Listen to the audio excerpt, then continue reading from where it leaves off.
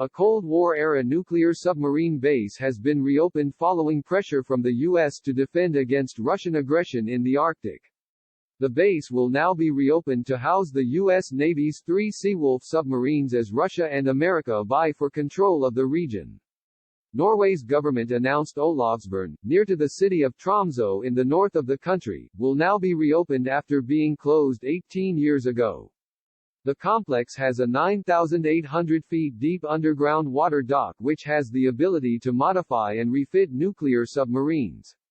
Norway's national broadcaster, NPK, said, an agreement on the return of Olavsbjørn to the armed forces may be ready as early as this week, as a result of pressure from the U.S. Navy. Olavsbjørn will also be used to house submarines for NATO amid increased concerns over Russia's activity in the region.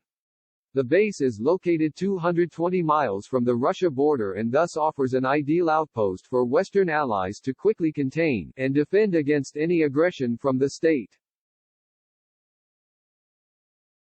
Modifications will now be made to the base in order for it to house America's nuclear attack submarine, the USS Jimmy Carter.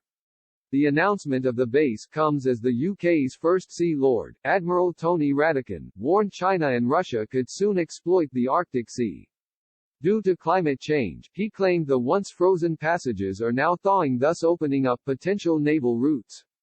With these routes now appearing, Chinese and Russian ships could now have gateways through to the UK. He added the Royal Navy was essential in stopping these ships from trespassing in the UK's waters but also policing the vital global trade routes. Speaking on the HMS Prince of Wales, he claimed the Navy must now be aware of the potential threats of undersea warfare.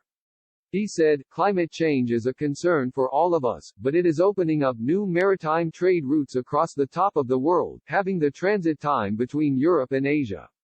And we sit at the gateway to those routes. But when China sails its growing navy into the Atlantic, which way will it come, the long route, or the short?